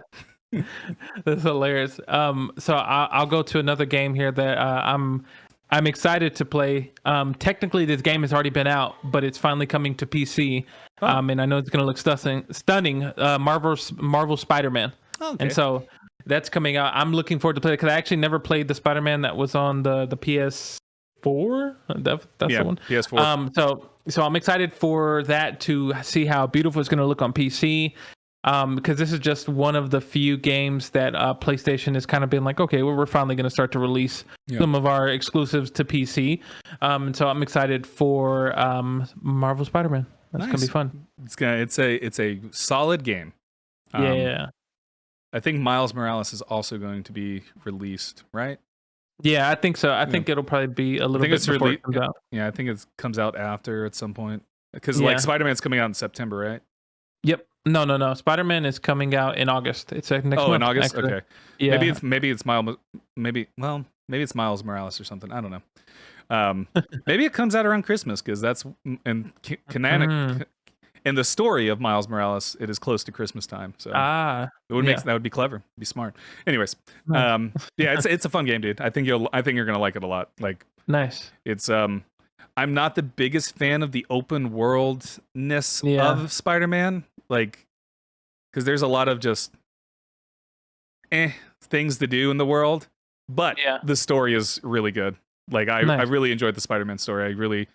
The journey of going with Peter Parker and stuff, and it's not an origin story at all. You've already been Spider-Man for a while, and so that's nice and refreshing. You don't have to like retread getting bit by a spider again or anything like that. Because like you've seen that a million times at this point. Yeah. So another game that I'm excited about. I'm not really sure why I'm excited about it because like, I mean, I guess it's gonna be fine. Mario plus Rabbids Sparks of Hope. Like, did you like my Dread Pause? Did you expect it to be something? What did you expect? Yeah, I thought it was gonna be something else. I was like, what? No, like, I mean, I like Mario plus Rabbids, but I'm also like indifferent towards Sparks of Hope. I think Sparks of Hope looks awesome. I think they're introducing a lot of cool stuff, but a part of me is just like, man, I can't wait to fucking play this. And I know why, because I enjoyed the first game, but I also, again, don't expect this game, similar to Pokemon, I don't expect this game to be like in top best game of the year category, like by any means, but I think it's going to be on a lot of people's, this is an awesome, fun game. Yeah. And I think that's what it's going to be ultimately for me too. Again, whether it be my top 10, don't know. But I really enjoyed Mario plus Rabbids, the first one. So, I mean, probably going to like Sparks of Hope. I can't imagine, unless it's just like a completely broken mess when it comes out, and that's unlikely because Nintendo is like one of the few companies that is good about. Yeah. I think it's Ubisoft that's actually making it, but Nintendo is usually good at, like, quality control wise, good about not releasing broken messes. So nice. What's another game for you? So another one that I can't wait, and I think you feel the same as well, because we actually saw this a few times in the showcase, but I cannot wait. I'm excited to play. I hope, I should stop building it up, and then next thing you know, I'll be like, oh, it's just okay. Because we've done that plenty of times. But I want to play. We did it with Trek to Yomi. It's not even close to, like, man, no. I was hoping, prior to that, I was hoping Trek to Yomi was going to be on my Game of the Year list. And it's nowhere even close. Yeah. But the game I'm referring to is the Callisto Protocol. Oh my god, that game's gonna suck, man. I'm a non-believer now. I'm kidding. That's hilarious. Callisto Protocol is also on my list. So yeah, the Callisto Protocol. Oh my god! Of course, from the same makers that made Dead Space originally. As you can tell, if you haven't seen the trailers or anything like that, they still have kind of Dead Space health bar, except instead of it going down the back, it's going across the neck. Yeah. Across the neck. Man, this game looks haunting, like a Dead Space game. It looks. Who doesn't love aliens in space? And who doesn't love killing aliens in space? No. I mean, they're not really. Well, Necromorphs weren't really aliens. I mean, I guess they were, but true. They were created. They were created by. Yeah. But it looks very. It's what I want. It's basically Dead Space, just another version of Dead Space. Yeah. And so I'm excited to play it because of how if you saw I think it was the PlayStation showcase, so I remember right, where they talked about how in the environment you could actually, if you're not careful, you can die to the environment and things like that. And yeah, so they showed him like getting chopped up with like blended, in a meat grinder. It was gross. And so I'm excited because I think this game is going to be a little scary. But also I think hopefully we really haven't. I don't think we learned anything about the story yet. Not so much outside of the main character you're playing in like a prison. The prison gets overrun by this. Most likely, it's probably like the prison's going under like an experiment thing, and an experiment gone wrong, and everybody gets tired. Is what I would assume the story is about. But yeah, your character is a ex-convict, and the prison gets overrun by these weird alien monster things. Exactly, and his name is Isaac instead of no.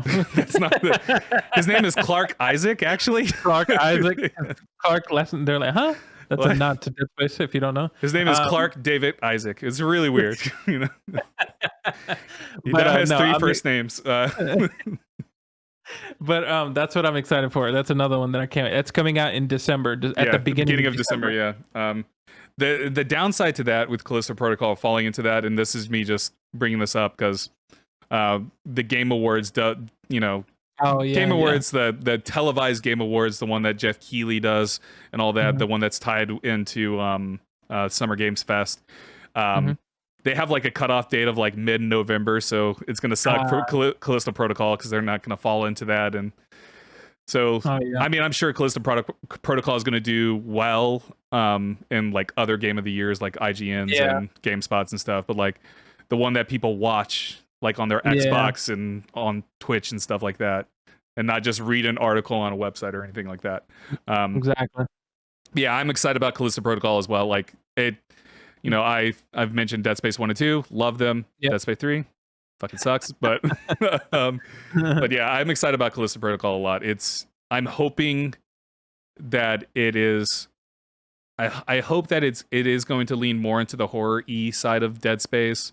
Dead Space 2 did sort of lose that horror-y, but I still think I think narratively Dead Space 2 is better than Dead Space 1. So I hope Callisto Protocol has that horror-y aspect of Dead Space 1, but then has like the narrative complexity that Dead Space 2 had. I shouldn't say complexity because Dead Space 2 narrative not horribly complex, but it is still more than what Dead Space 1 had. So yeah, exactly. So I have high hopes for Callisto Protocol though, because I recently played Dead Space 1, 2, and 3 on my stream. Those games, even Dead Space 3, they all still play really good. They all still feel really good to play. Like even though it's been over a decade now, almost 2 decades since well, not quite 2 decades, but like 15-ish years since Dead Space 1, and then a decade for 2 and 3. So they still feel good. Like they still feel great to play. So I'm excited about it. I'm excited to see like what lessons they learned from Dead Space, what new ideas they could potentially bring, or is it just going to be a good Dead Space clone? Exactly. So nice. Because I know like originally people compared Dead Space to like Resident Evil and were like, this is just a good Resident Evil clone. I'm like, this is better than Resident Evil in my opinion, but Resident Evil fucking nonsense. So at least with Dead Space, I actually understand the story that's going on. So Resident Evil, whew, I couldn't tell you what the fuck's going on. I will bring up another game. I think this is the big game, God of War Ragnarok.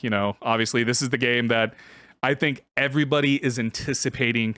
I would even dare say that there's more anticipation for this game than Elden Ring. Yes, definitely. I think with Elden Ring, it was like the people that wanted Elden Ring were excited about it. It was after Elden Ring came out, all the reviews came out, and people going, no, you need to play this fucking game. That's when the excitement for Elden Ring really took off. I think the reverse is happening here with God of War Ragnarok, where everyone is excited about God of War Ragnarok because we know what it's going to be. We have the expectations of a narrative-driven game with great combat, with characters that we already know and love. And so I think the anticipation of that is what elevates God of War. And I also think that's ultimately could potentially be the downfall for God of War Ragnarok. You know what I mean? Like, definitely all those expectations. If God of War comes out and it's just God of War 2018 again, with just a slightly different story, that's going to disappoint a lot of people. Yeah, definitely. I mean, that's not to say that 2018 is not a good game, because it is a good game. But people are putting so much expectations on Ragnarok that, you know, it could. I don't foresee God of War Ragnarok being bad by any means. I think it could come out and just be good. Yeah. Not great, not amazing, not a you need to go play this God right now type of thing. But it could come out and the reviews and people's response to it could just be like, man, we waited this long for this type of thing, you know? Yeah, no, definitely. I agree 100%. Because it feels like it's funny, even though all these other great games are coming out, it feels like right now the one that stands out the most is that everybody's waiting for God of War. Yeah. That's what it feels like. There's like so much waiting. They're like, we want this now. And so I'm hoping for the best. I'm hoping for the best that this game comes out and it's a great game. And so that's all I can do. Yeah, that's pretty much the same here. Like I haven't completed 2018. I'm going to attempt to, at least, because like God of War 2018, as weird as it is, it has everything that I should like in a video game. I always reach a point in that game where I'm just like, I don't want to keep playing anymore. I don't know why, but it's always around the same point. It's after you get introduced to the serpent, the world snake, and you like start opening portals to other portions to different areas. I always start just like falling off. I don't know why. I don't know what it is. That's not even that far into the game. I think it's like 2 or 3 hours into the game, depending, like at least how I played it, because I was like trying to explore everything and all that jazz. But yeah, it's. I think it's a beautiful game, and it's a game that I really, really want to like. But something stops me, and I'm hoping that I can get into it at least. My only fear is that, similar to Horizon Zero Dawn, I'm going to play God of War, and then when God of War Ragnarok comes out, I'm going to play it, and they go, yeah, I can't play it right now because I'm burned out, because I just beat God of War type of thing. So we'll see. We'll see. I'm cautiously optimistic, and I'm more excited for the response that other people have than necessarily my own response to it, if that makes sense. Because that's definitely sort of how I felt about Elden Ring too. I was always more excited about other people's opinions and thoughts on Elden Ring than my own, because I know I'm in a minority when it comes to Elden Ring, and I'm in a minority when it comes to God of War as well. So definitely, I agree 100%. The only other game that I think I saw here, of course, is Overwatch 2. That's the only one that matters. No, boo! Overwatch sucks. And that's only the PvE part. Or no, the PvP part. PvE doesn't come out till next year. Wah, wah.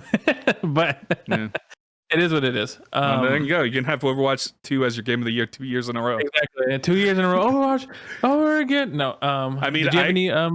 I have 2 more games that. Okay. Cool. I can go ahead and give my next one, because I think I might know what your last one is. Starts with a P. Wait, hold on. Starts with a P. Maybe? I think it kind of technically does, but it doesn't if you count it. I don't know. You can. You know what? I'm just gonna go talk about the one. I have 2 games left, so I'll talk about one of them. Soul Hackers 2, Japanese RPG that's coming out next. That's coming out next month. It's like Persona. You know, you're gonna get this really stylized anime game. I'm excited about it because I love these types of games. It's right up my alley. And that's really all I have to say about it. I'm going to play the hell out of it. I'm planning on reviewing it for our website, respawnplease.com.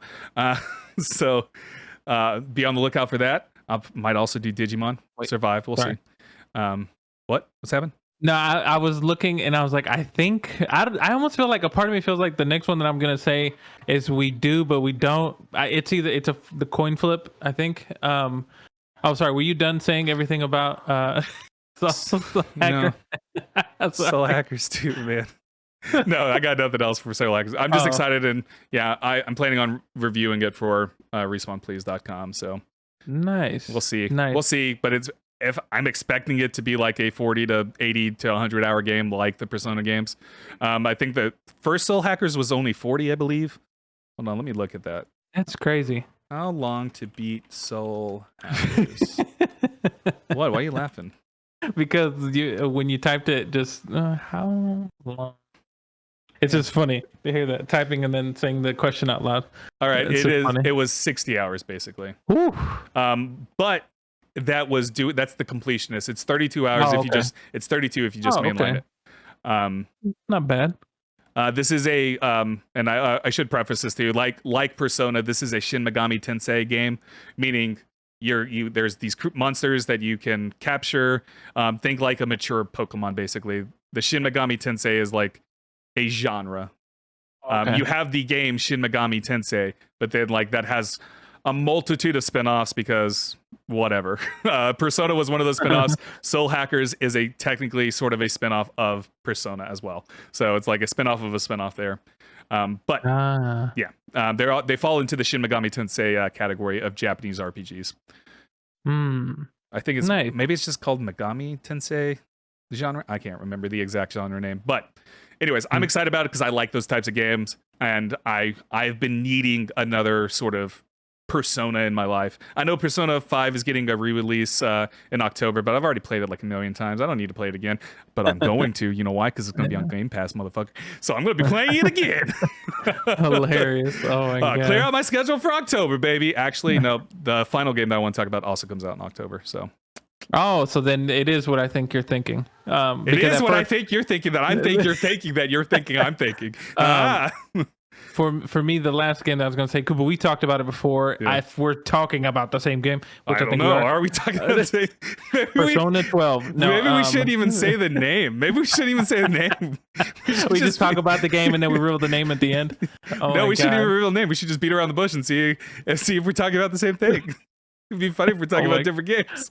I know, that'd be so funny. They're like, well, Mario's in there. No, a Plague Tale Requiem. Yeah, Plague Tale Requiem was the last one I wanted to talk about too. That's why when you said it started with a P, I was like, wait, what about the letter A? But a Plague Tale. But anyway, it's the same thing. I dropped the A.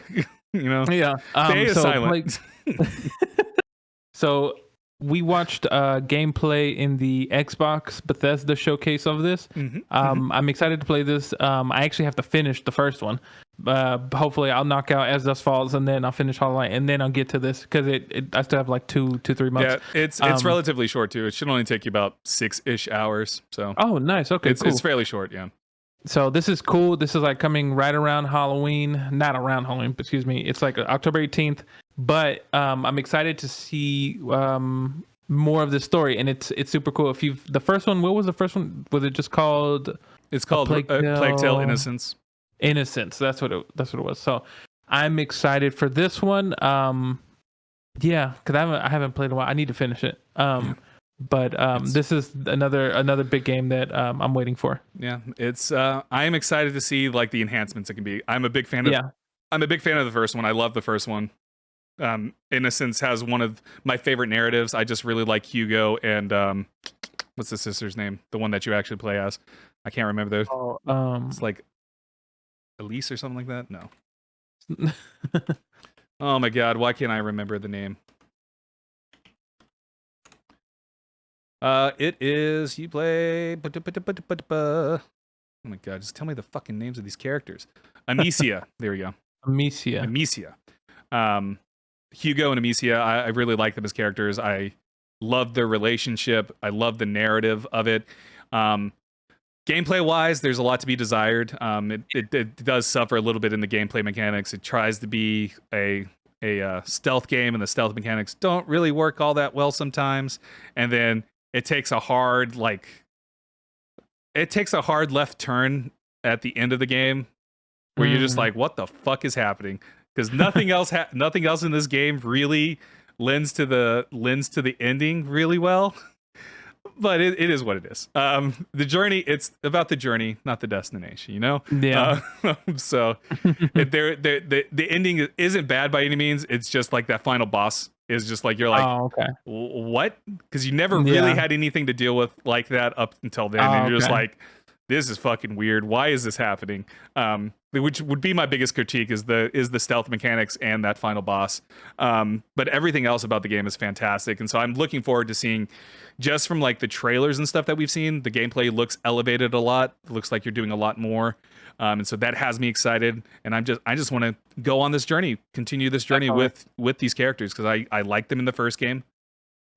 Unless something drastically goes wrong in the second game, they pull a Last of Us 2 where they kill off Amicia and then you're just playing as Hugo the entire time. Boy. That would be insane. Oh my god, See, that would be insane. Now that I think you just about ruined. Spoiler alert. No. Oh my god, if that happens now, oh my god, I'm a prophet. Oh my god, you may call me Prophet Jesus now. But oh my god, but yeah, like I'm just incredibly excited about it, and it is considered a horror game. Even though I know I talked about this before, it's not scary to me at all. But it's the developers call it a horror game, so we're gonna go with what the developers call it. So it is classified as a horror. I don't personally see it, but since it's classified a horror, comes out in a good month to come out in October, spooky month. So there you go. Nice. Well. That is it for the list. Do you have any other games that from that massive list I gave you? Was there anything else that jumped out to you? Any even if it's just like minor things that you were like, oh, that caught my attention. There is one, but it doesn't say that it hasn't been announced as far as like the release date. But the Choo Choo Charles, I actually want to play that. Oh god damn, dude! Why did you have to remind me of that game? Talk about a horror game. God. Yeah, no. But it's interesting. I like that. It's just such a crazy concept. Yeah. But that hasn't been announced. I want to say, was there one more? I don't know if it's this year. There was if you played Angerfoot, Angerfoot from Devolver Digital. Yeah. That was such a fun game. I still haven't tried the demo yet. That demo's on. Still fun. It's so chaotic. But anyway, other than that, I think that's it for me. I'm not really excited about the game that I'm about to say, and that's why it's just gonna fall into honorable mention. But Saints Row. There's like early previews that came out today that say it's good. But I mean it's early preview, so that could mean anything. But it's coming out in August, so next month. So it might be worth checking out, maybe. I'm not sold on it because I honestly I've never really cared too much about the other Saints Row games. I think they're wacky, stupid fun. They're definitely like where Grand Theft Auto tried to get serious and like they're serious as Grand Theft Auto gets.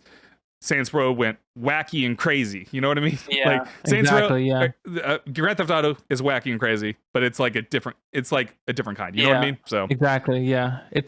Saints Row is more like it doesn't have the world's rules, like Earth's rules. It more so just has like a lot of crazy stuff can happen. Whereas Grand Theft Auto has the world's rules. But there's still some crazy stuff and wacky stuff that happens but it has the rules of, everyday life. Like that dude that dresses up as an alien and then you like take shrooms and you have to kill it. Do you remember that? Yeah. It's with Michael. Yeah. He was tripping. He was tripping balls and like killing the alien dudes. That's weird and wacky, but it happened because he was on drugs. Exactly. So it made sense, whereas that would just be a normal thing in Saints Row. So exactly. But yeah, other than that, there's not really anything else. There's some solid games like Tunic is coming out for PlayStation. Play Tunic. Last of Us Part 1 to PS5, another remaster. Nier Automata, No Man's Sky, they're all both coming to Switch. Nice. High on Life, that's the game I forgot. High on Life. It's that comedy game from the makers of Rick and Morty. I forgot about that. Yeah, I forgot that. I just saw that on the list. That's coming out in October. That's going to be a day one thing on Game Pass as well. Nice. So yeah, there's just there are so many incredible games. I'm looking at the list. These are games that like I'm not necessarily interested in playing, but I'm looking at them like, God, this is going to be good. Like, because like honestly, like if any one of these games like Saints Row gets good reviews, most likely I'm going to check it out just to see if it does vibe with me. Like I'm going to play High on Life because it's going to be day one Game Pass, so why not? Exactly. Now, No Man's Sky and Nier Automata, I already have those games, and I don't need to play them on Switch. I can't imagine them playing well on Switch. I'm amazed that any game plays well on Switch. So, Switch, Nintendo needs to start thinking about releasing a new console. You know what I mean? Like Switch is. I think this is one of the reasons why I haven't gone through Pokemon Legends Arceus. It's really framey. It's really framey and it kind of turns me off. Like it gets down to like 20 frames. It's horrible. Whoa. It's horrible. That's There's crazy. it's vomit inducing at times. I've been watching a streamer play it because she's shiny hunting and Pokemon Legends Arceus. I'm like, oof, that game. Not looking good. I don't know if it's because of her stream, or if it's the game itself. But like when I have played it on my side on my Switch, it does not play well. And it's something I'm noticing more and more, and I don't know why I'm noticing it more and more.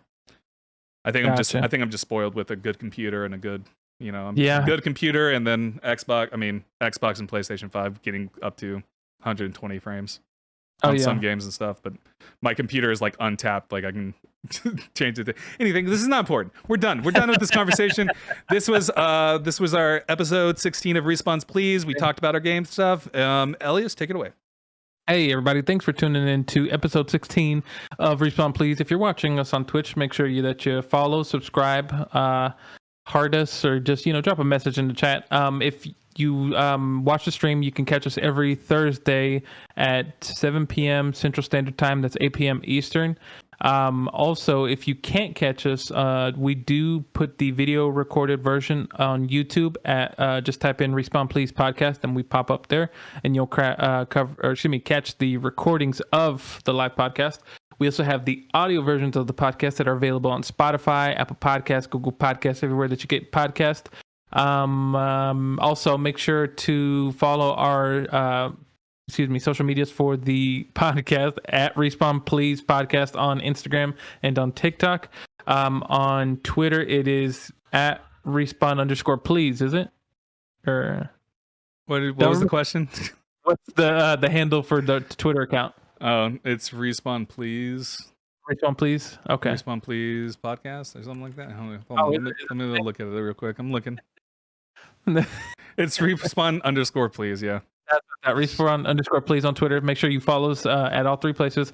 Also, we do live streams on this channel every Friday, usually around 7 p.m. Central Standard Time, where we play a game for about an hour or two and just hang out. So tomorrow, did we decide on tomorrow? No, we haven't. No? That's something we're gonna have to talk about after the stream. It'll we be have so surprise. many options. It's gonna be, if anything, it'll be Fall Guys. Like, oh, that'd be so much fun. We'll just default to Fall Guys unless we come up with something different. We'll talk about it off stream though. But other than that, that's the podcast. That's the podcast, motherfuckers. Have a good goddamn night, you stupid sons of bitches. Peace.